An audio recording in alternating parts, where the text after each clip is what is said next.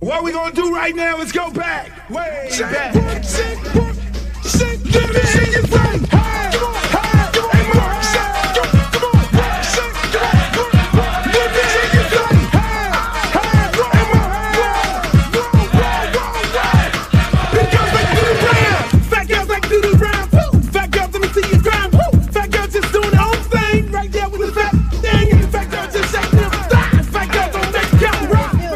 Baby. What's up? I thought you was gonna start hanging out with the big girls again. What is all this trash?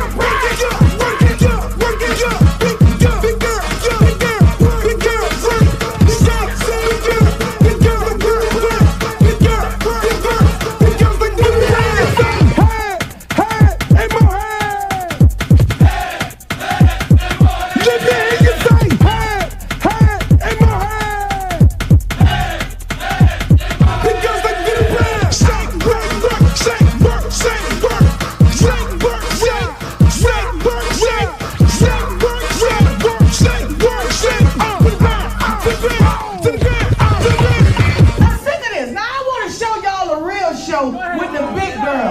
Oh, fat girl, brought 3. Can't hang with 100% beat. Fat girl, know that happen. Don't quit. Fat girl, run like you own it. Put your hands on your hips and grip it. Nothing new, I'm loose like it off the now. Fat girl, bring crew to top the climb. If not, I'ma pull the panties down. Fat girl, bounce hot and stop tripping. If you do, get chicken and hot bitch. With a lot right, come to the night stage. I really should get the dead in the world team. But fat girl, show the boy shot. Let me see if the fat or not. Don't put fat girl, y'all like the damn next one. Let me see y'all do the rap.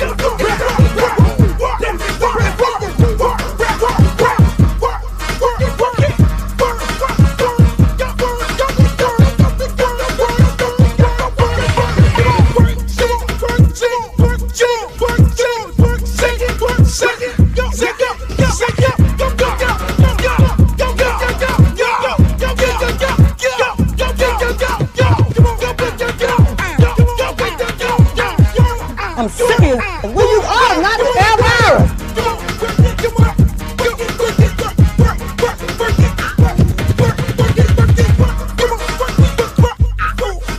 Oh, not the Britney Spears. Hey, how you doing?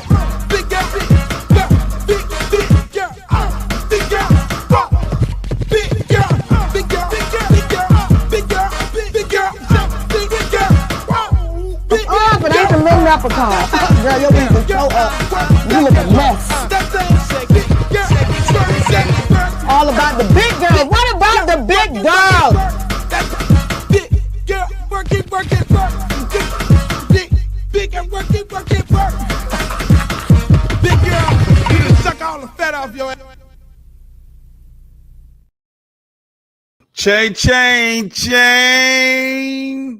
Chain a fool. Yeah, I got Nevin Shapiro on today, ladies and gentlemen. Welcome to another edition of the Luke Show. Yo, we finna get it. Yo, hey, look, man. Every time I see that video, I love it. I freaking love that video. I love the big girls video. As long as I'm doing podcasts, I'm gonna play that video. That's gonna be the intro of my show every time, because I don't think people show the big girls enough love.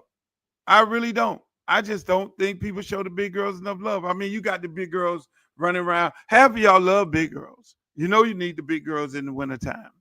You know you need the big girls to cook that food for you, that good meal. You need the big girls to get breastfed. You know you need all that. You need the big girls for everything. Let me get my glasses right. You need the big girls for everything. So stop playing like y'all don't like the big girls. You know you like the big girls. Jesus Christ. I'm gonna show that video until y'all start liking them. I mean, you saw all them big girls are beautiful. Big boned, beautiful, voluptuous, big girls. Even though I've never had a big girl in my life. One day I'm gonna try one. But I'm just scared once I go big, I can't go back. You know, because I like them little skinny Coca-Cola bottle looking ones. Is there a Coca-Cola bottle? I'm in my little set here that I created outside the garage with all the nostalgia, all the different things. You see Lenny Harris right there, my Cowboys, Liberty City Optimist Warriors right there. You see the drink over there. You see some awards. You see Warren Sapp up there, his game ball, Mark Caesar. I just got a lot of stuff right up in here. But ladies and gentlemen, this is going to be an epic show today, as we always have these epic shows. Today, I'm going to be interviewing the one and only Nevin Shapiro. Is my glasses crooked? Is they crooked? I feel like they're crooked. I'm going to be interviewing the one and only Nevin Shapiro today, ladies and gentlemen. It's going to be an epic show. I want to remind everybody, make sure you like, share, and subscribe right here on my YouTube channel. We're live. Like, share, and subscribe on the YouTube channel, Uncle Luke TV, Uncle Luke TV. If you want to comment or anything like that, go to my or you want to ask a question throughout the broadcast, go to my YouTube and log on to there. Like, share, and subscribe, Uncle Luke TV. And I'll see all those comments come up on the YouTube page. We're also on Facebook, and we're also live on Twitter. On my Facebook page, my fan page, we're over there with all the good old folks over there. Uncle Luke fan page, and then we're on Twitter, Uncle Luke Real One. We're over there as well. We're gonna have a great show today, ladies and gentlemen. We do the show every Monday, Wednesday, and Friday at 12 noon. Monday, Wednesday, and Friday at 12 noon, and we do rebroadcasts of the show throughout the week and throughout the day. The rebroadcasts will go back on tonight at 6 p.m. So make sure y'all tune in for that each and every day. This is going to be epic. This is going to be epic. A lot of people didn't want me to do this interview. I'm gonna just keep it 100. A lot of people didn't want me to do this interview. Most people said, "Hey, look, man." Most people said, "Why are you doing this interview? Why are you interviewing Nevin Shapiro?" And I said, "Didn't Walter Cronkite sit down with Minister Farrakhan?" There are interviews that you have to do. If you're going to do podcasts, you can't be a part of mainstream media who, when they pick and they select certain people that you should be interviewing and you should not be interviewing. This man got a lot of things to say. This man got a lot of questions that needs to be answered. There's a lot of things he got to say and a lot of questions that need to be answered. I've seen him have conversations on interviews, and he's talked to a lot of people. I have a different set of questions that I have. And I'm going to ask him because, I'm going to keep it a buck. I mean, if you know anything about me, ladies and gentlemen, I've been doing this for years. I ain't just started this. I've been doing interviews before they called them podcasts. I've been doing interviews before they called them podcasts. I was doing Uncle Luke's Peep Show, where I interviewed Biggie Smalls. I interviewed Junior Mafia. I interviewed Aaron Hall. I interviewed, you name it. These glasses are bothering with me here. Man, fuck these glasses. I interviewed everybody. I interviewed, like I say, Aaron Hall. I interviewed Lil Kim before she had breasts. I interviewed Biggie. I interviewed Tupac. I interviewed Suge Knight. I've been doing this forever. So, I mean, I know most of y'all think these type of interviews started off with Club Shay Shay, but not necessarily. It started off with me doing a peep show. I did the peep show on Action Pay-Per-View. If you don't remember it, I'm going to put up a website where you can go and see all the Uncle Luke peep shows that you miss. And then we segued into the freak shows, where I interviewed a numerous amount of people, where we had sit-down interviews and we talked about. I interviewed, my first show that I interviewed was the original Ghetto Boys, the whole entire group. I did all that. So I've been doing this. And my thing is, listen, man, it's about interviewing everybody. I'm not a part of mainstream media. Mainstream media has a tendency of censoring certain people. They only interview certain people. It's like me. I fit in that typecast of individuals that you don't want to interview, you don't want to put on your platform. So I understand it. So I don't give a fuck. Nobody pays my bills. I interview who I want to interview. It was a lady that I know put on Twitter, why are you interviewing him? Shaking my head. I'm like, why not? It's like, why Edison? Why not Edison? Why not interview Nevin Shapiro? Shit. What I'm supposed to do? Just fall in line? This is America. And I'm the guy who fought for free speech. I am the guy who went to the Supreme Court. The defender of free speech, part of the 40-year anniversary of Southern hip hop, which we started. Once again, I'm going to keep reminding y'all ass of that on every given chance I can remind y'all. But it is what it is, people. There are hard interviews and there are nice interviews. What you want me to do? Interview Drake? Like half of the people in the world right now won't interview Kanye West. I will interview Kanye West because they want to cancel him. Why are you going to interview Kanye West? Half of the people in the world didn't want me to interview Warren Sapp. We did it. Interview Warren Sapp. He has something to say. And you learned something. Some people want to continuously have an issue with somebody and they don't want to listen or address the issues or have the conversation. No, you had a conversation. If you got a problem with your girl, it's called communication. Go and talk to her. Babe, what's the problem? And if she has a problem with you, babe, what's the problem? Well, you're not giving me enough head. I don't think I'm getting enough, which is understandable. So, ladies and gentlemen, we do this podcast 3 times a week. We have some hard interviews, we have some nice interviews, and we talk about sports, entertainment, and politics. And we get into it. We get into it to the nitty-gritty. And again, it's not what you want. If it's not what you want, then log off, tune into something else, go into some other fluffy, beautiful shit. But I'm gonna keep it 1,000. I'm gonna keep it a buck, whether you like it or not. So we're gonna do this Nevin Shapiro interview at 12:30. He's gonna be on. That's what. So hide all the women and children, just bring them on because we're going to ask the hard questions. And I want you to go to my YouTube page and I want you to ask your questions. And I will post your questions just right on the page. So you can be part of the interview too. But I love it. Welcome.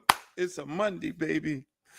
Gotta love it. We are here for Monday. But before I start the show, ladies and gentlemen, I want to know where you're from.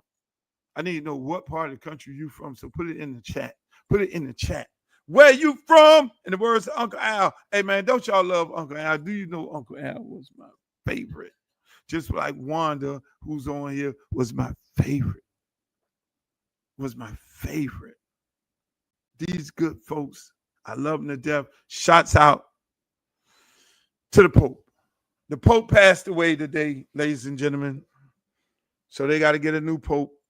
That whole thing, the whole ceremony with getting a new Pope and the smoke in the air, the white smoke and the dark smoke, and which smoke tells you whether or not they're going to get a new Pope whether they've elected one. You think they'll get a black pope?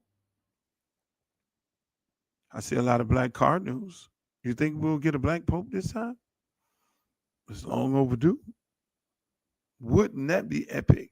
I don't think they'll get a black pope because the black pope may live for too long. Black pope will be there for 100 years. It'd be like, damn, we need to get a new pope. They'll try to impeach the black pope or some shit like that. I don't know if they can do that, but that would be interesting. Ladies and gentlemen, we're going to have a good time. Shouts out to my man D Briz. I see you in there, my boy AJ from Twitter Space. We're going to have a good time today. I know D Briz. D Briz is a good guy. He's a Hurricane fan, diehard Hurricane fan. I see you in here, Maryland. Maryland in the building. Hey, we got Miss Zika in the building. We got Miami in the building. We got Georgia. Georgia is in the building. Georgia is in the building. We cannot start anything without Georgia being in the building. Look there. We got Richmond, California in the building. We got Maryland in the building. This thing, listen, man, we got people from all over the country, man. We got people from all over the country up in here. It's going to be good. I'm sorry. Go call somebody and tell them this thing is going to be smoking. We talking about red is hot. Hey, listen. I'm going to say this. Before I get into the Nevin Shapiro interview, that'll be at 12:30. I'm going to say this, man. Look here. These NBA playoffs, they're good. I didn't think they were going to be this good. They're good. Even my Heat, we lost. We lost, but we fought. They fought to the end. The score is not a reflection of the actual game. And if you know Eric Spoelstra, the best NBA coach coaching right now, is going to make some adjustments. And when he make those adjustments, old Donovan, who was running around acting crazy, talking his shit. What I didn't like was when he pushed Duncan. Duncan should have pushed him back. And then some people from the bench should have went over there and pushed him because he wanted to mix it up at that moment to see whether the Miami Heat was soft or not. So the Heat are going to have to send a message early that we ain't fucking soft. Ant-Man paid all his child support up front. We talked about that when he paid it. Ant-Man paid all the child support up front, and Ant-Man said, okay. Ant-Man them on some real nigga shit. I'm going to tell you right now, them some real niggas over there. Them some real motherfuckers. Both of them over there like, man, they said we weren't going to win. Motherfuckers said we had a chance. It's all about the Lakers. It's all about Luka. It's all about Bron. It's all about them. I know how you feel, Ant-Man. Because every time I do a show, I always say, oh, they think it's all about the rest of them niggas. I'm going to go out and turn this motherfucker out. And that's what Ant-Man them did. And then, goddamn it, boy, I'm going to just tell you, I'm going to keep it a buck. I want Golden State to lose. I don't want Jimmy Butler to see nothing. I want him to be, look, I love Draymond Green. I love Steph Curry. I love everything that Steph Curry does. But that fucking Jimmy Butler, I ain't fucking with him. The way he did the Heat, I ain't fucking with him. And for the NBA, to be putting this dude on commercials and all kind of shit like that. I'm like, is this what y'all glorifying a quitter? Is this what y'all supposed to be teaching kids? Any product that this motherfucker endorsed, I will not be purchasing. I'm going to tell you like that. Give me a Draymond Green. Give me some of them dudes over there, man. Put them on the commercial in Oklahoma City. Put them on the fucking commercial. Them the young guys of the league, man. Don't put this dude on no fucking commercial. I am not purchasing anything that dude purchased, that dude endorsed. Fuck that shit. I'm canceling all. What are we teaching the kids? Quit. Shouts out to all the haters out there, the people who have a problem with some of the videos that's going on. Why not, Edison? I love y'all. Just remember, for all y'all who got an issue, remember, don't act like you you're not living in a glass house. For everyone who said something, I saw it. They sent me the tweet, the texts. I'm not mentioning your name because you're irrelevant to me. I'm not giving you a platform. I'm not saying who you are and all that. You know who you are. Some of you people are some backstabbing, low-life sons of a bitches. Some of you people have traveled with me. Some of you have put TVs up in my house. And some of you have actually coached with me. And you got shit to say? Really? You think I don't know what you all did when things was illegal? Huh? You don't remember? You don't remember driving people here and driving people there? Okay? You don't remember doing that? You don't remember transporting people? You don't remember taking whole teams to private schools? You don't remember that? Because last time I checked, I could, listen, I'm going to just leave it like it is. Ain't no fun when the rabbit got the gun. So don't fuck with me because I have a platform. I don't only have 3 followers or 120 or some shit like that. I will blow you up bad. That's why some days I wish I wish that I'm not coaching high school football because I will blow some of these fuckers up who run their mouth like little bitches. Y'all are bitches. And I'm here to tell you.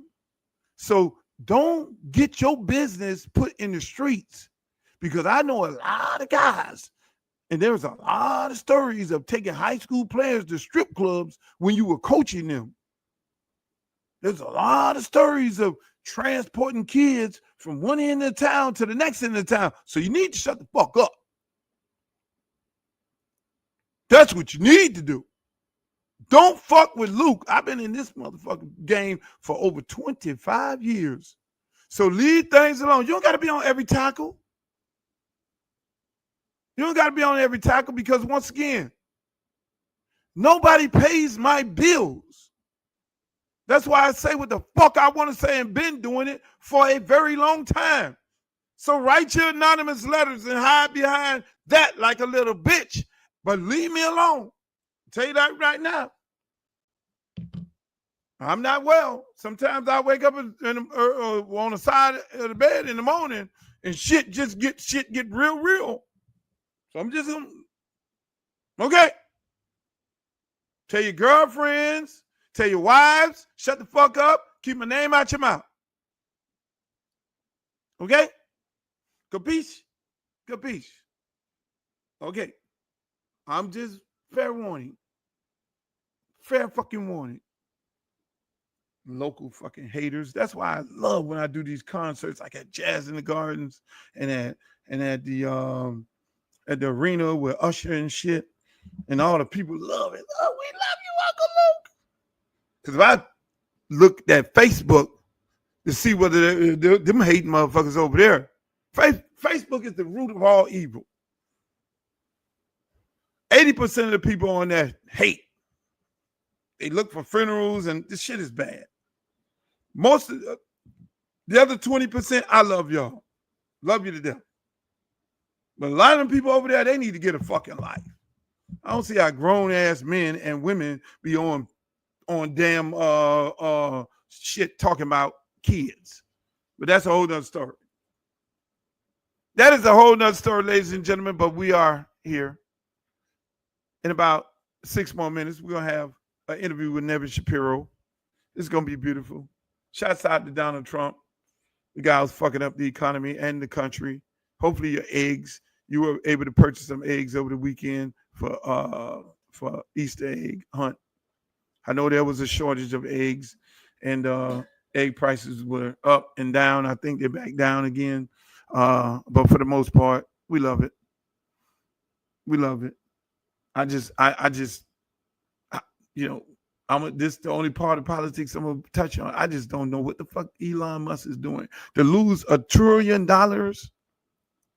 fucking with Donald Trump, to just ruin a whole country, a whole company.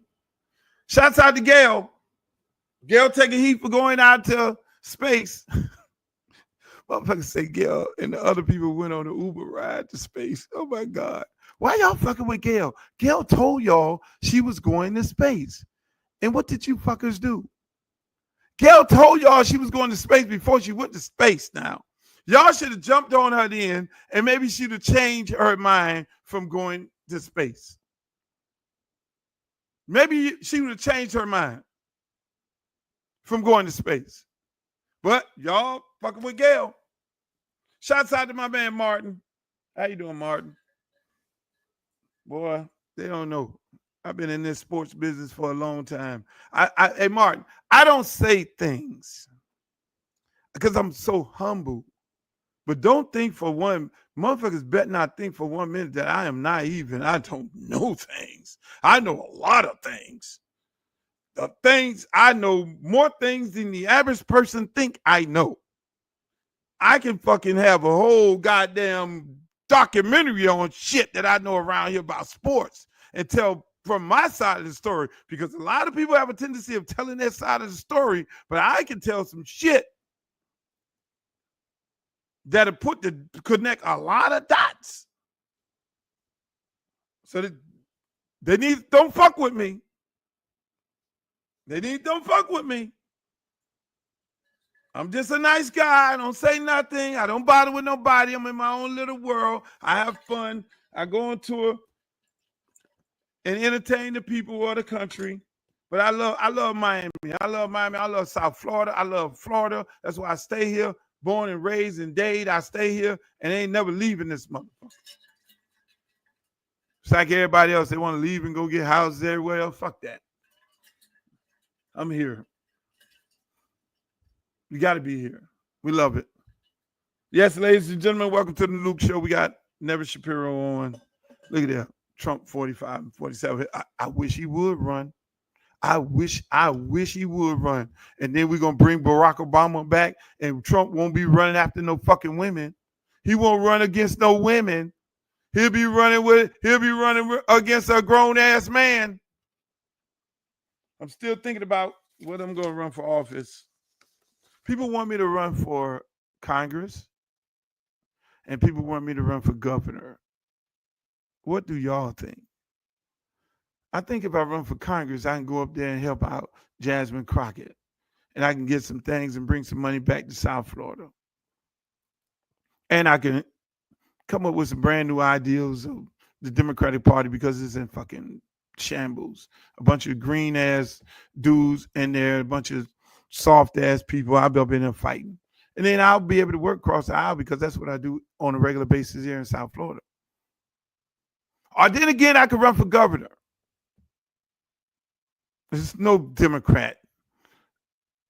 worthy Democrat available. I'm sorry. With name recognition throughout the state of Florida that can go out there and get some shit done. Man, if I run for fucking governor and win, do you know the things I could do? I like the governor thing better. I know it'd be hard for me to win.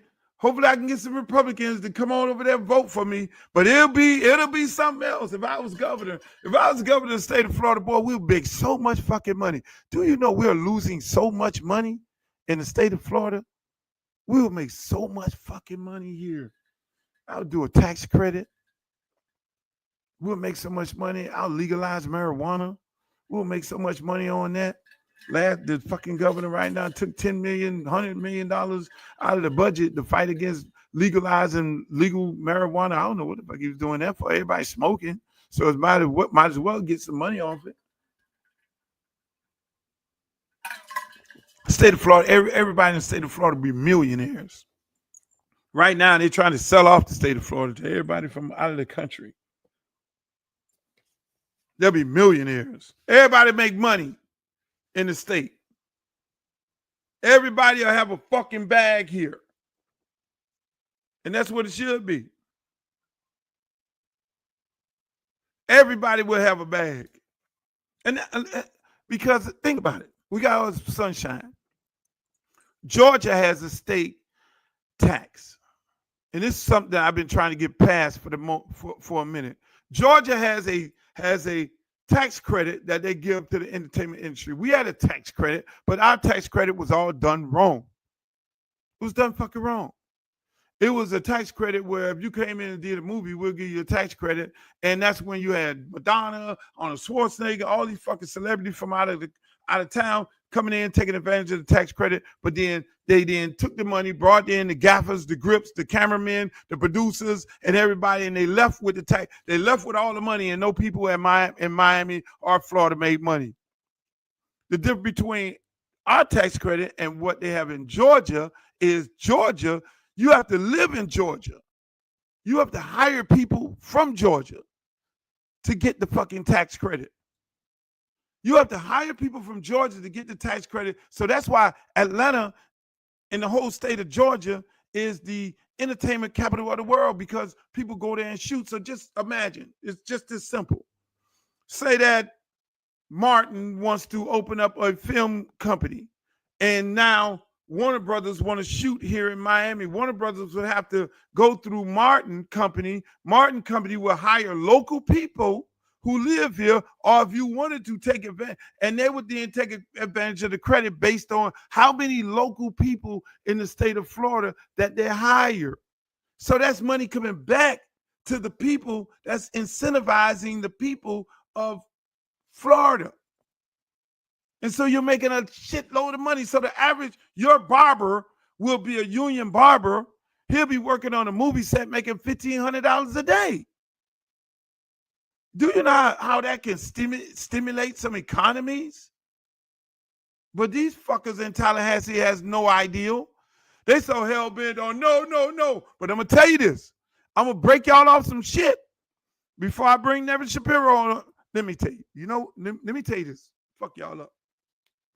I always have to have you learn something here on the Luke Show. You know the Republicans are against the tax credit. No matter how many times I bring this to them, we need to, fucking Republicans run Georgia. So how the fuck they get it right? Republicans run Florida. So this is a way everybody can make some money. We got this beautiful sunshine, these beaches and shit, these bitches, I shouldn't have said that. We got all this beautiful stuff here to show. That's why you don't see Florida in not too many movies. You only see us in goddamn fucking Bad Boys, because Bad Boys is grandfathered in. That's why Bad Boys was a part of the original tax credit. They're grandfathered in. That's why they get to continuously shoot that motherfucking show. But we're losing so much fucking money in this economy because motherfuckers just don't know. They don't have no vision.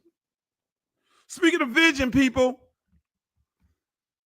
ladies and gentlemen, without further ado, I would like to welcome to the Luke Show, the one and only Nevin Shapiro. My man. Luke, what's good? How you feeling, my brother? Top of the morning, baby. I can't hear you. Top of the morning. Top of the morning. Put headphones on. God damn it, man. I got to put headphones on. Oh, my God. Because I got this microphone connected. Oh, fuck me. Oh, Lord. Okay, I'm going to have to disconnect this microphone. I don't know how the fuck this mic going to sound.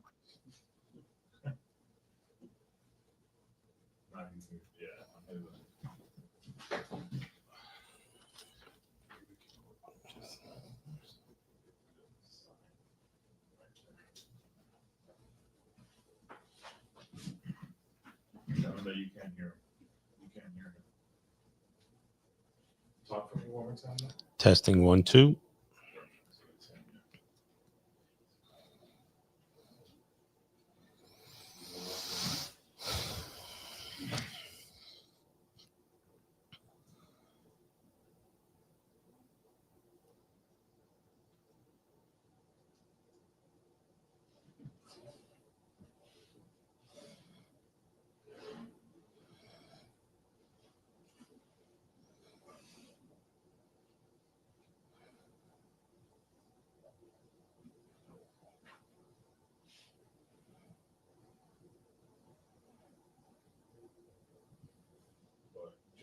So you know you are live to his audience, so you could, just right now.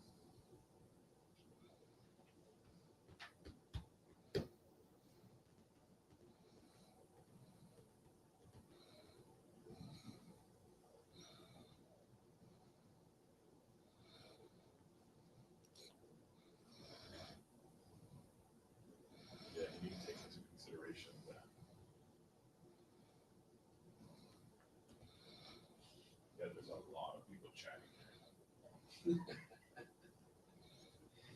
I bet. So a lot of people chat.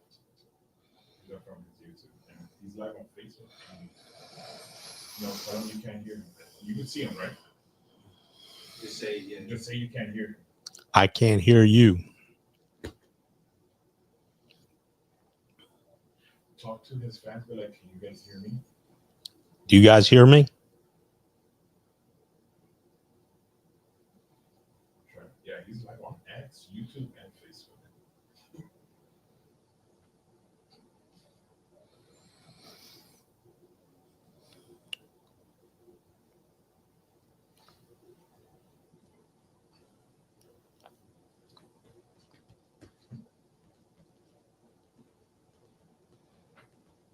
Yeah, we hear Nevin says. I can't hear you, Luke.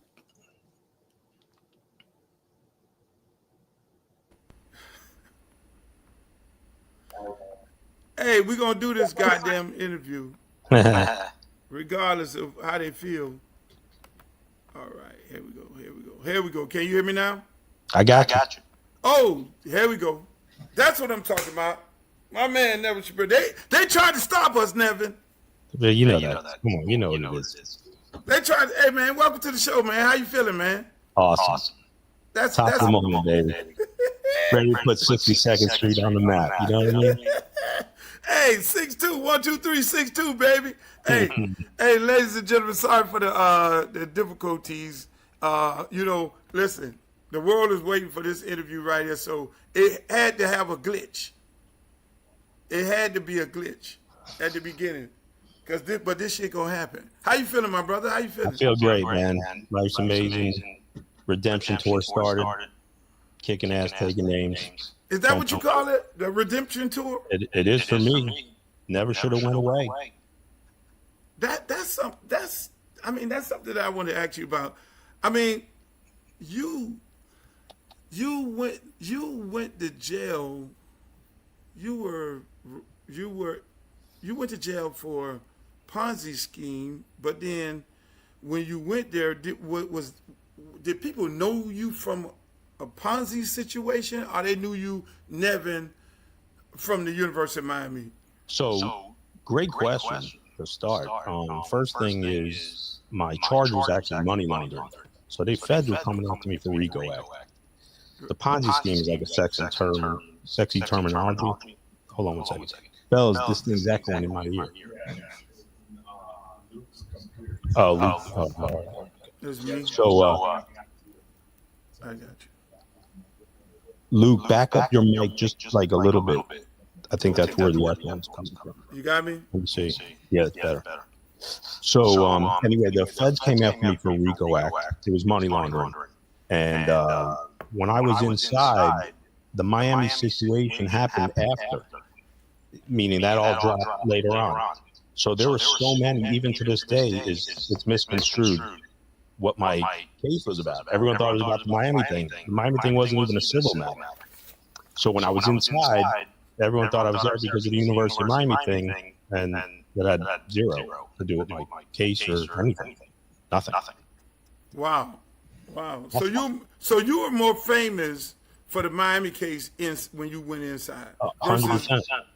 Yeah, because they just knew you from. I mean, 100%. How did guys take it? I mean, I'm pretty sure you had some fucking UM fans in there. Yeah, and they were sitting there like, "Hey, Nevin, you a fucking rat. Why are you ratting out University of Miami? What the fuck are you doing?" The irony of that whole situation is I got 20 years. I pled for 10. So I'm everything but a rat. I'm the complete opposite of the spectrum. So when I was in there, certain guys would make their commentary. A lot of the dudes knew me, though. And over time, it just, people understood what it really was. But your perception is accurate. Guys are like, "Yo, you're this, you're that, this, that." But it was your paperwork. When you're inside, Luke, your paperwork you can't hide it. Right. You can't hide it. And when guys looked at my case, and so my case was out of Newark, New Jersey. These dudes did a thorough search before they're gonna take me in as one of their own. You understand? Like, I'm a Miami guy, but like my case was out of Jersey. So these dudes were like, "Yo, before we can even stamp you, we got to go through all." Man, I would have got my face fucking punched in all over the yard, man. That's what. Listen, that's what the average person thought. It was like fucking Nevin Shapiro. They call him a fucking You can rat. say He what going it is, man. inside. I know what it is. And the dudes, listen, man, the University of Miami took my statue down or my plaque. The guys I kept out, they built a museum for me.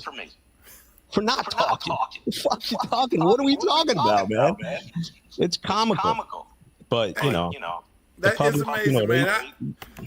I remember the first time I met you. I mean, I met you through the trainer at the University of Miami, Pee Wee. He introduced me to you many years ago.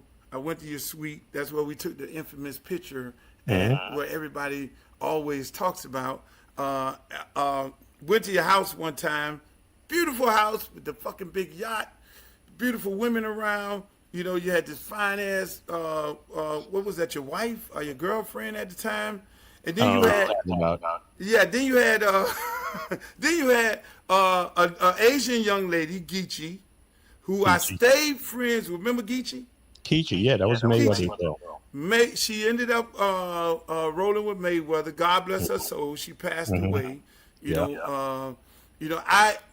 I always, you might not know it, me and Geechee became friends forever. Every time I saw her, we shared pleasantries. When she was working with Mayweather and everything like that, and it was some beautiful times. I mean, you at that time, you were on top of the world. Yeah. And I'm pretty sure you still are, because my daddy always told me, if you broke in the mind, you always be broken in pockets, but you rich in the mind, no matter how far down you go, you're gonna always come back up. And I already know you somewhere up. You're that kind of guy. I mean, take me through the first day you went in and you got locked up. Like the first day when you went in, you was like, this is all some bullshit. I'm in this motherfucker. I mean, what was the feeling on that first day? I'm gonna tell you something that's incredible. Today's the anniversary of when I surrendered. April 21st, 2010. Get the fuck out of here. Yeah. About 15 years ago this minute, I was bending over and coughing. Yeah. Don't bend over in the jailhouse. Yeah. That was for R&D. I was gonna ask you about that later on. Did you ever drop the soap? And No soap dropping, man. But it was a shot card, not getting called shots. But anyway, when I surrendered, it was a very surreal moment. Very few people knew. My girlfriend was with me and my parents, and I thought I was leaving for dinner, and they said, this guy's got $2 to $3 billion hidden offshore. And I looked at the prosecutor like, what the fuck are you talking about? What? I never saw the light of day, Lou. Wow. Never saw the light of day. They weren't letting me go. That's amazing. I mean, did any of, and I know you're gonna have a book, a movie, or something coming out of that. Not just a movie. Did any of this, huh? The biggest when it comes out. Listen, I already know. Wolf of Wall Street is on Smurf time. I already know. Did any of this? Did any of them prosecuting you have anything to do with?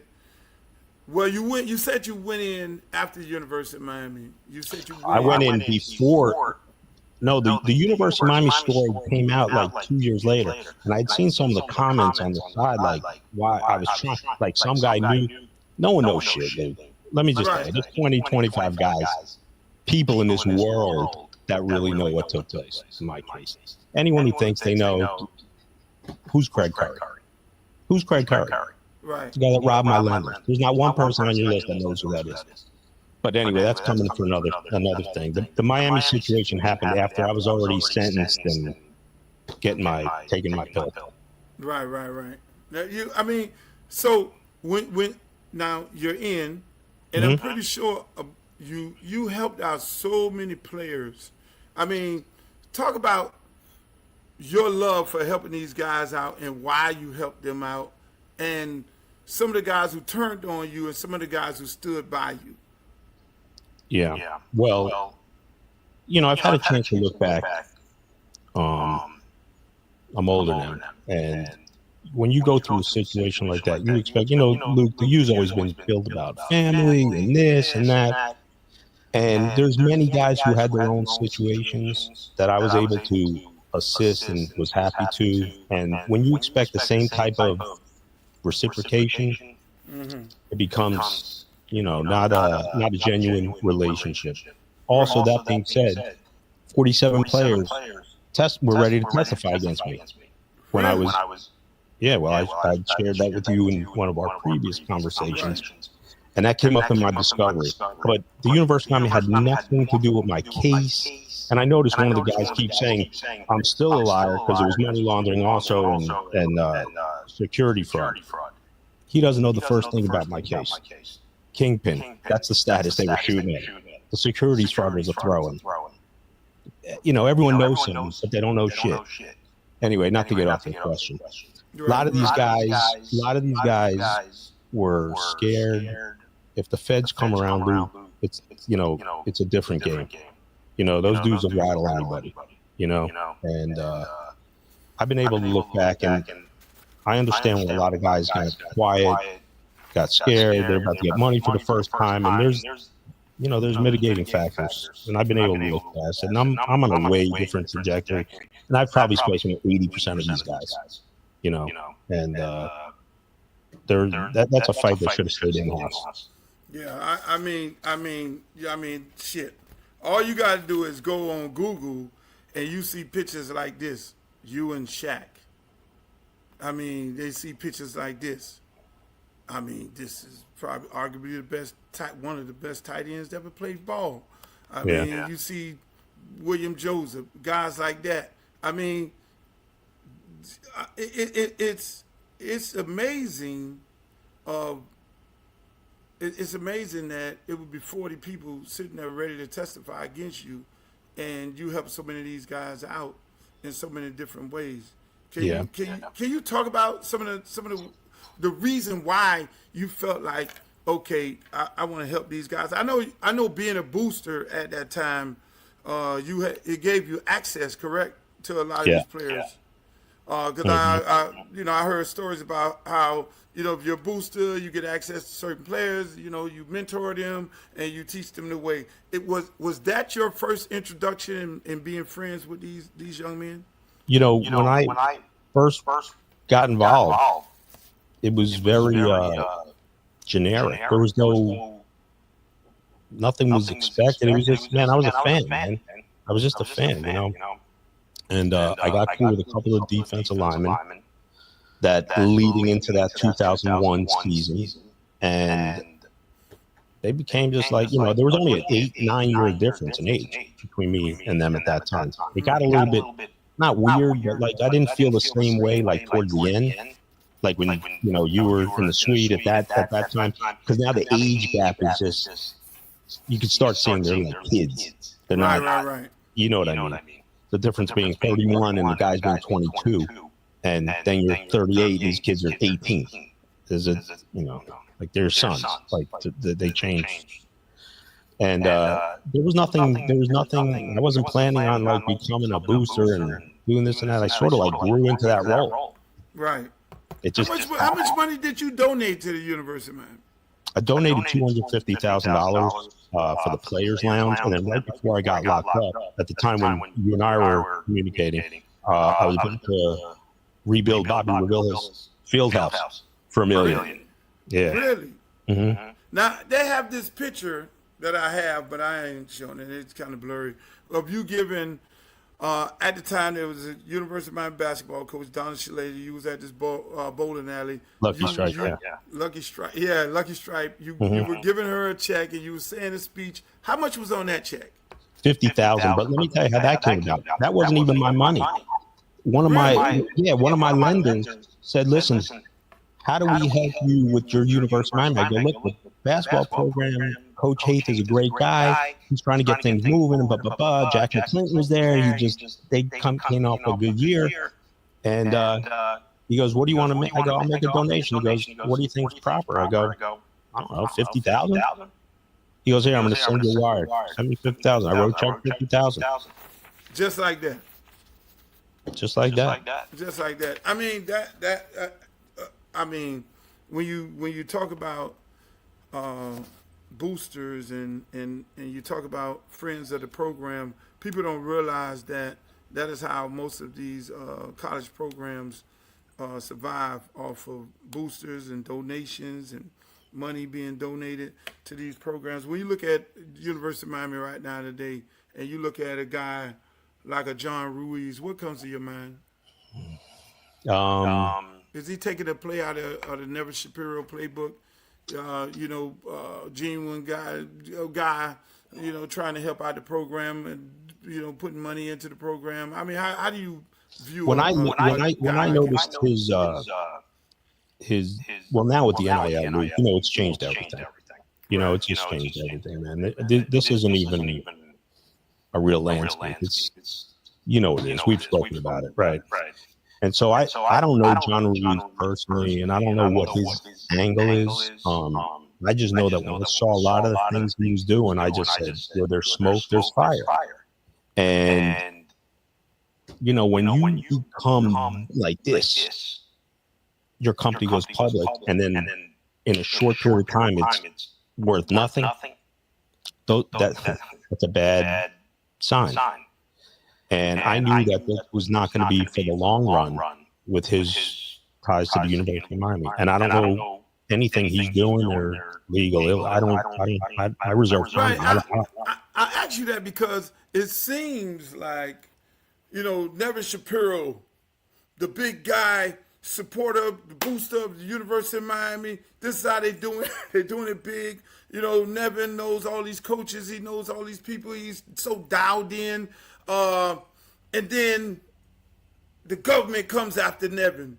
Then you see, fast forward to 2020, whatever it is, John Ruiz doing so many great things for the University of Miami. Everybody in the world hate the University of Miami. They don't want to see us up because of these palm trees and these bad bitches we got running around here. So John Ruiz doing all these great things, and all of a sudden, this dude is getting investigated. University of Miami getting investigated. His stock goes up and it goes down. I mean, I'm just thinking, is that the, in your opinion, is that how it works? I mean, the government comes after you if you're this so supportive, of you, of your name just get blowed up out of there, and you're so synonymous with the University of Miami, you automatically get investigated.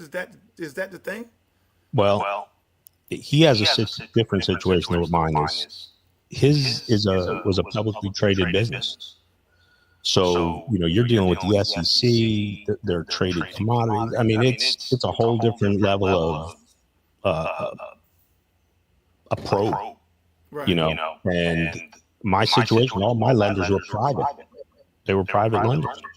And, and I'm just telling you one thing, Luke, like some of the commentary on this guy, when we get off, I'm gonna have you bring him in, and by the time he gets done reading my stuff, he's going to apologize of how stupid he sounds right now. He doesn't even know what he's saying. That's how he's on Mars, and I'm like on another planet. As far as what his information, people don't know what it is, and if you follow the public narrative, you're going to believe it. I look like the biggest piece of shit, scumbag, liar, or whatever of all time. I even Googled myself, and I'm like, ugh, this guy's a fucking animal, and it's me. Right. Tell you, man. I mean, that's what it is. That's what they do to you. So let me ask you, going back to this ratting on University of Miami, why would people say you ratted on the University of Miami? Because the whole investigation started, but really how it triggered, and this guy's like, well, you were speaking about doing a book. My attorney at that time, her big mouth goes and says something to Barry Jackson from the Herald, we know, right? Barry Jackson. Yeah. And next thing you know, it's a public situation, and now I got to defend myself. And that's how that really triggered it. That's what really triggered it. We were on a phone call, and it's just a longer story. I don't want to bore your listeners, right. But that's where that started. And speaking of the lawyer lady, for for transparency, to bring this out, because that is where me and your beef came because we had a little. Well, it wasn't to me. It wasn't big, but Whatever it is, you know. yeah, it's all in the past. Me and you cool, but and this is my side of the story. I would love to hear your side of the story because I never asked you about this. My side of the story was okay. This guy who's being portrayed as the Ponzi scheme guy, The devil. and The in the devil. news is and they saying that he's the rat and all these things, and then it comes up he says he's little Luke, and I'm sitting up there like, hold the fuck on, little Luke, I ain't do half of this shit. I don't know, and then I'm like, I know Nevin, I don't see him to be that kind of person, and so I then go and do a defamation suit, which I later on got rid of. Say, okay, he's defaming me, my character, and all this right here. The lawyer lady gets the suit so people know, because most people don't know this story because I never told it until we get on. So I go say, okay, defamation of character. Hey, look, I don't want to be associated with none of this. I've already been called everything but the child of God already. But when it comes to the University of Miami, they think I did some shit way before this shit, and which never happened. And you're 1-0 against the Supreme Court. And I'm 1-0 against the Supreme Court. I'm 1-0. Hey, I'm 1-0 against the NCAA when they rode up to my motherfucking house. See, I did it better than you. When the NCAA rode up to my fucking house and they brought them investigators, I had all butt naked women in there. Wait till that story get told. I say, fuck that. Y'all want to come meet with me? Come to my condo. Trick Daddy is in the back. I got butt naked women running around, and everybody naked inside the house. I said, and they were like, can you tell these people to put their clothes on? I'm like, no, motherfuckers, you want to interview me. And I don't have to interview. So going back to the story. I wasn't far away. I wasn't far away. Oh, you did some shit like that when they came to see you? I think when they came to see you, I wasn't far away. Okay, see what I'm saying? So, I mean, going back to the story, I said, hey, look, this guy, let me sue this guy. But then here's the thing that people don't know, right, was that lady lawyer then went with the NCAA. This is how Miami really got off of this shit, because we had already started taking scholarships, not going to bowl games. People don't know this. That same lady, lawyer of yours, took the lawsuit.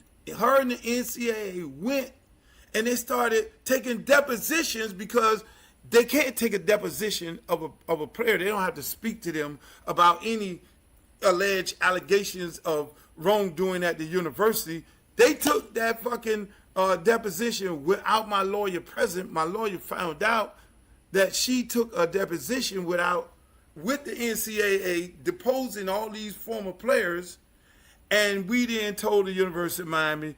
University of Miami then went after the fucking NCAA, and that is how that whole shit got dropped. Let me tell you where I was at that time. I was in solitary confinement. Wow. 6 months. What you do? You punch somebody in the face? How you get in solitary? No. This guy wrote an article about me, and I sent him a visit form and said some shit. And he went to the U.S. Attorney's office for, people just think I'm some. People don't know what's behind the curtain, Lou. It's the internet gang. So when you heard about this story, when you heard about her going, that's why Billy Corbin couldn't talk to me. Billy hasn't talked to you? No, that's why he couldn't talk to me when he was doing his 30 with 30. I was in solitary confinement. Unbelievable. I had no phone, nothing for a year. So couldn't talk to my when you heard when did you ever hear that your lawyer went and deposed these players with the NCAA? Did you were so the whole angle with her and Pee Wee had to do with money, because the trustee was now overseeing the estate in my case. So that's not me. Like, they took possession of Nevin Shapiro. They took and my company, Capital Investments. So they were trying to claw back everybody. It's called clawback money when you get put into involuntary bankruptcy. Like, it went through Madoff situation. That's what they do. This guy Scott Ross, they claw back money. So that's where that came from. That's what they were trying to claw back every dollar they could. So there was a lot of money behind the Pee Wee situation and my former partner, Michael Hugh, and that's where that was born out of. Right there. Wow. Mhm. That's crazy. I mean, Yeah. Pee Wee, where's Pee Wee now? Is he still your friend? Come on. Come on. I gotta get a laugh out of this shit. That's the rat. Oh man! So he obviously he testified against you. Wow, Man, what the fuck? I can tell you stories. Yeah, I already know this. Look, real quick. I'm at sentencing, and I'm trying to be like, oh, I'm a great guy, and this and that. And the prosecutor says to the judge, this is how great of a guy he is. Read this letter that he just sent to this guy. And they're reading in court, you fucking pussy motherfucker, you little rat cunt, blah, blah, blah, blah. And I go like this. Oh. And I'm this in the sentencing hearing. In the middle of it, man. Yo, I just put my head down. Shit was over, man. It's over. God damn. True. That's hardcore. So I mean, let's I'm glad we got all this stuff out of the way. Yeah. Let's fast forward to right now. Yeah. I saw a clip on your podcast where the co-host Mike asked about this thing about Dennis Smith being called Little Nevin Shapiro, and you had some choice words for that. I mean, I would think that would be a glorifying thing. I would think that would be like, okay, man, somebody want to be like me. I mean, I didn't. What's your opinion of that? I don't know who this guy is. You never met Dennis? Dennis is a nice guy. He resembles you. I don't know anything about him. I just know what I've heard. And I'm hearing this from, man, you know who I'm hearing this shit from. Don't fucking face through with me, man. You know who I'm hearing this shit from. And these words are getting back to me, and I'm like, man. Whew. And, I don't know him. Honestly. I know. Yeah, that would be great. I know where the gaslighting's coming from, but I don't know this dude. What I hear, I don't think University of Miami fans would be thrilled. Oh, shit. Oh. But Dennis trying this hard out. I would love for you guys to meet one day. Maybe take both of y'all to Tootsie's or something like that, a booby trap. No. Better yet, The Office. And, that'd be classic. That'd be almost down the level of me when Tupac got out of jail and I went and interviewed him at the 665 with Suge Knight and damn Vegas. Classic. That would be fucking classic. I got no problem with the guy. I don't know him. Well, just whatever I'm being told is what I'm being told. I don't know anything about him. Anything. You think the Moss brothers are doing a good job of whatever they're doing to support the University of Miami? What's your opinion of that? Look, I think Mario was a good hire. That was my position. I was always a big Mario fan back then, even pre-FIU. And look, I just have a hard time with them going down to Syracuse the way they went down, man. That shit really bothered me bad. It just bothered me bad, man. Just stomp on the team's ass. So you didn't got bothered because of the knee a year before? You should have been. No, that was offensive. But that Syracuse is more than I could take. Going on fourth, kicking a field goal on fourth down really was something I couldn't get past. I just couldn't. You talk that tough shit. Be it. You trust that Swiss cheese defense over the best player in America, or the best quarterback in America? Yeah, you got to go down in flames like that. You were friends with Mario before. I like Mario. I don't dislike Mario. I like Mario. But I got to be honest and call it the way it needs to be called. And when I see certain things, I call it. Right. Yeah. He wins, man. He wins. I'll be leading the pack. What? Let me ask you. So, in your opinion, you like me. Mm-hmm. We saw the great times. We saw the best times.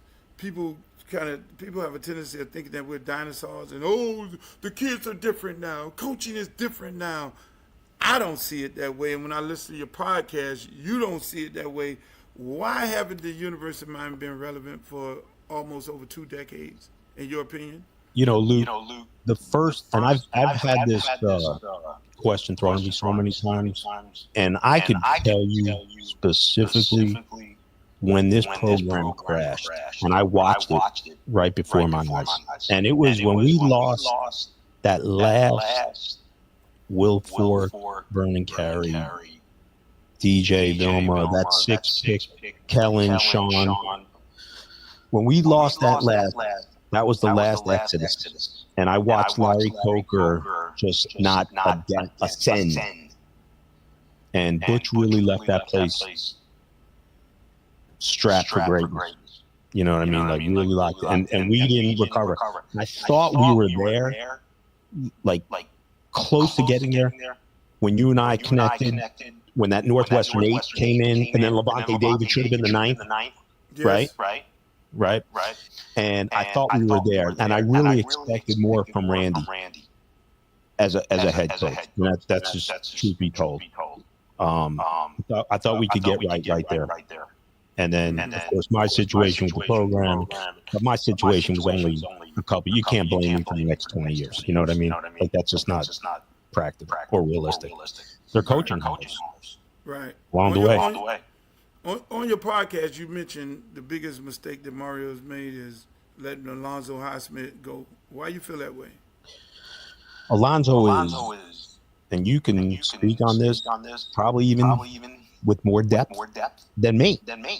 But he has been a mainstay going back to that original era, and he became an NFL personnel guy for many, many years and has been successful doing it. He knows what greatness looks like. He knows what a great football player looks like. And more importantly, he knows what a Miami guy looks like. And you got a resource like that. Why would you not tap into that? Why would you not tap into that? He lives for this program. And he was one of the biggest critics, if not the, against me. So I'm just speaking just on reality of what that guy's value is for the University of Miami.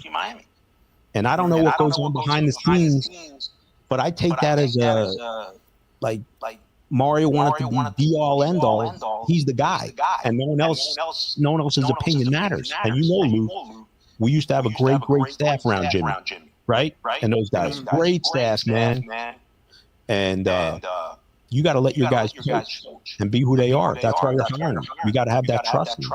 You bring in an offense coordinator for your school or defense coordinator. You give your input, but you better trust what these dudes are calling and running. Yeah, you got to trust it. I mean, at the end of the day, for everybody in the chat, speaking of Nevin Shapiro, the world's famous Nevin Shapiro, big time booster, former booster of University of Miami. We're having a good conversation. I'm gonna in one word, I'm gonna go through a list of coaches who coached at University of Miami. In one word, give me your opinion of them. Jimmy Johnson. Go. Larry Coker.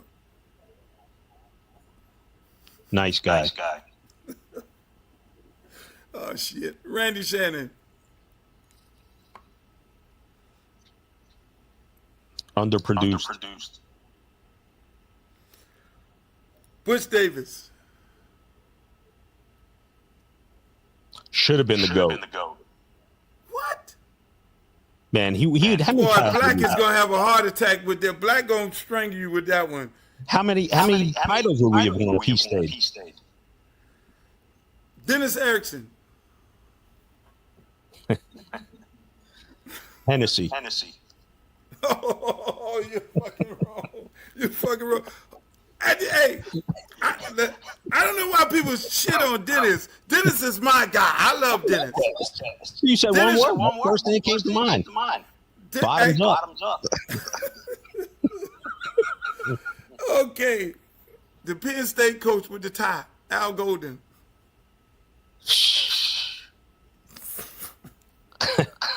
He thought he was getting a Lamborghini. He ended up with a hoopty. Manny Diaz. Hey, if I can make you laugh, I know I'm doing something. Manny Diaz. Damn. Premature hire. Premature. Who? I didn't think he was ready. I didn't think he was ready for that job. Really?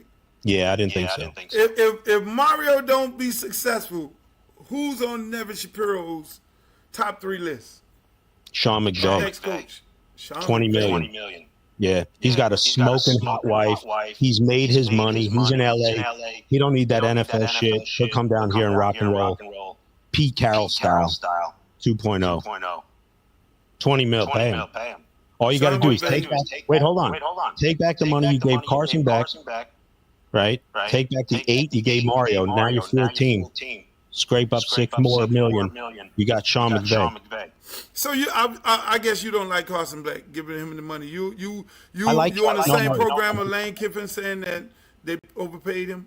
I like Carson Beck. I just don't think he was. I think they could have done some other stuff. Well, you and I both know that there's another quarterback that was wanting to come here, right?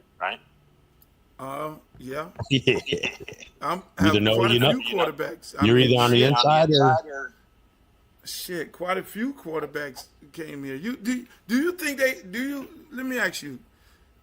I heard of a former coach. I ain't gonna call his name. That went out to the spring game and they asked him, "What do you think about the current coaching staff?" And he had some choice words. He said he doesn't like the current coaching staff because all these guys are young and they don't have any experience. What's your opinion of the current coaching staff at the University of Miami? The new guys that just came in, like I think you got to give them a chance. Like the defensive coordinator. I look at here's my comparison, Luke. Matt Patricia signed to go with Ohio State, former NFL head coach. Right. We hired Corey Heather.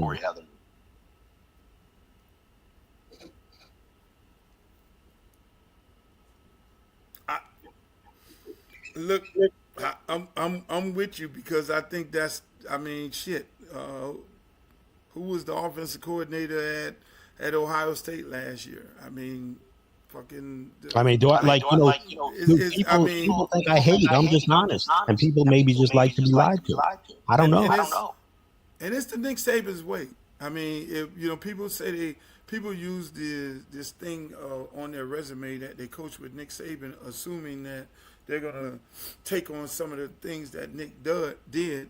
What Nick did was he hired very experienced coaches as his coordinators, Sarkisian and Lane Kiffin, and go on and on. And you can go on and on.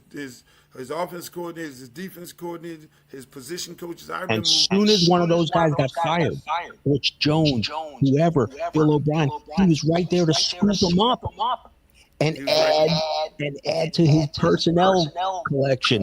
That's what he does. That's what made that guy what he was and is. And so you would assume if you coach with him and you learn something from him, you would see how he operated and how he became so successful, because it wasn't about him. It was, yes, Nick Saban, he didn't care that these other guys had this experience. He wanted these other guys. I remember real clear, what confirmed it with me, because I know Nick. I've had conversations with him, and I always talk to him. I go up there and see him, and I always brain wrestle with him because I have questions that I ask him. And I remember real clear, the running back coach from the running backs at North Carolina went over 500 yards on us. And in that game, I know the running back coach, right, who was at North Carolina at the same time. The next year, 2 of his running backs went to the NFL. The next year, he got a call that after that year was over with, he got a call from Nick Saban. Before you know it, he was on the Alabama staff because he was right then arguably the best running back coach in college football to send 2 guys to the league and get drafted and just do what they did. And I mean, that's what he did. And here's an example, Luke. Here's an example. So when I was locked up, I still monitored. I was getting my mail. I was monitoring what was going on every day. And Mario was going to take the job. I think it was with Al Golden, and then made a decision to go with Alabama and Nick Saban. Right. And I knew at that time that was an unbelievable career move for him. Right. How'd it work out? He brought dudes from South Florida. But why did Nick Saban go after him? Because he knew he'd be able to pluck kids out of this fertile ground. So he got what he needed. And Mario ended up getting great training. I mean, coaching under arguably the best of all time. Top three, right? Top three for sure. Right? And so I knew at that time that was Mario's greatest career move. I knew it. And I knew that would happen. No, I knew that would happen. You think these kids are undeveloped because when you look at it, you went through Mario's been there for 4 years. This will be his 4th year. You went through 3 linebacker coaches, 3 running back coaches, 2 receiver coaches, 3 defense coordinators. You're on your 2nd offensive coordinator. 2 receiver coaches, 3 defensive back coaches. How do you develop players if you're going through coaches every year and they're coming? When you coach, you look at what a guy did last year, and you look at some of the things because you know him, and you're building on this project called student athlete, professional student athlete now, and you go back the next year, and then you then work on him in the off season of getting him better from where he was last year. And you look at the quarterback room and you see that we recruited these guys and we haven't started a quarterback. We keep going to the portal getting these quarterbacks. Do you think, in your opinion, are we developing talent? Are we not? I don't think we are. And let me give you 3 examples. 3, right? And I'm not on an anti-Mario crusade. I'm just giving you some basic questions. Right, so listen. So they got this guy, Josh Gaddis, right? The offense coordinator from Michigan. He had just won the Frank Broyles Award for the top assistant in America. Correct. Did he forget that much of coaching in 1 year? First question. Charlie Strong. Hell of a defense coordinator for the Gators back when, right? He ends up becomes a head coach at Louisville, inevitably Texas. Of course, he took all of Clint Hurtt's boys, which was hard guys, and won himself a Sugar Bowl in Louisville, and then got a big contract at Texas. So we deserve a little credit for that contract. But anyway, he's a linebackers coach, and he gets bypassed for defensive coordinator. That's a second one. That's a second. Hold on. I'm just saying. But follow what I'm saying here. And then the most recent hire, the defense coordinator, where there are not other guys out there, maybe this guy's a star in the making. Who am I to say he's not? I would hope Mario knows a lot more about him, and that's why he's bringing this guy.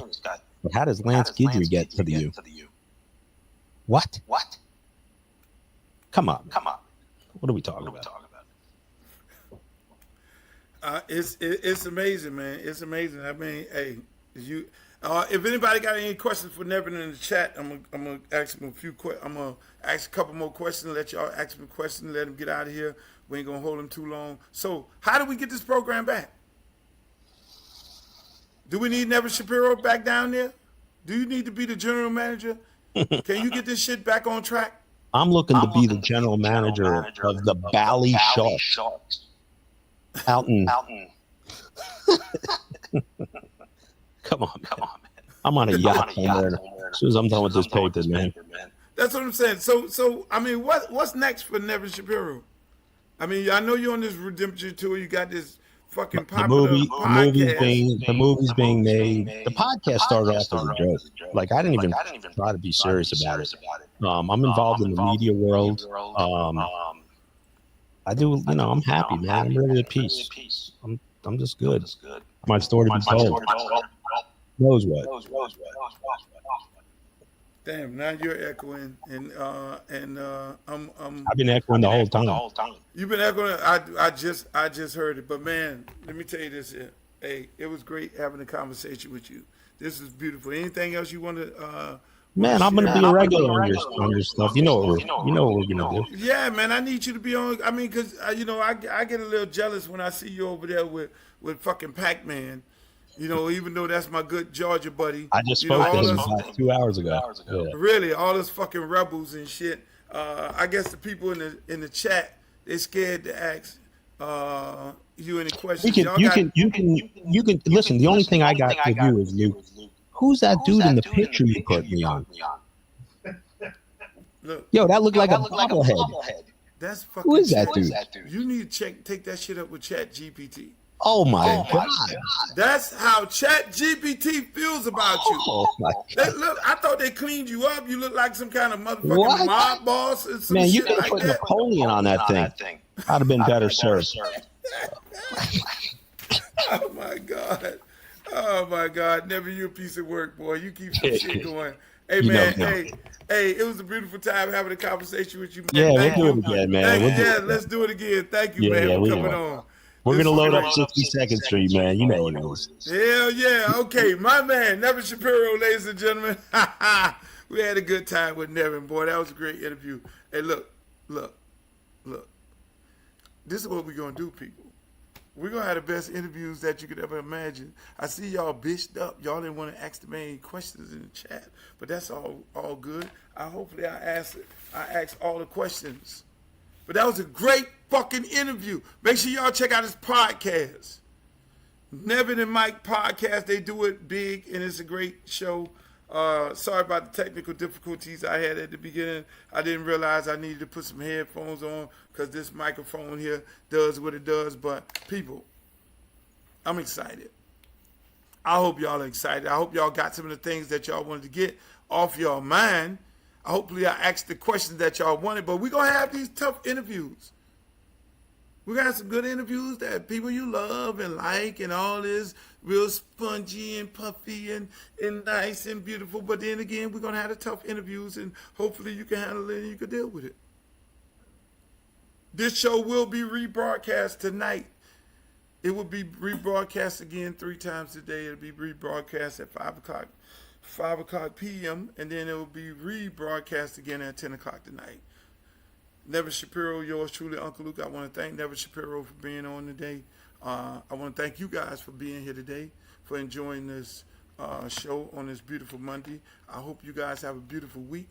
Make sure you like, share, and subscribe on my YouTube channel, Uncle Luke TV. Make sure you share and subscribe on my Twitter, Uncle Luke Real 1, Instagram, Uncle Luke Real 1, TikTok, who I hate. I hope Trump shut that motherfucker down because they suspend me all the time. So people, hey, until the next time, yours truly, Uncle Luke, I'm out. Have a great day. See you later, alligator after wild crocodile.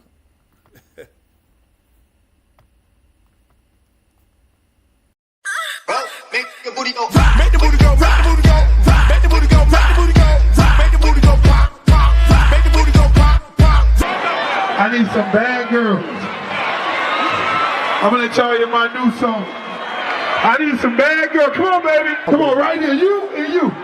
Come on with that, your fine ass.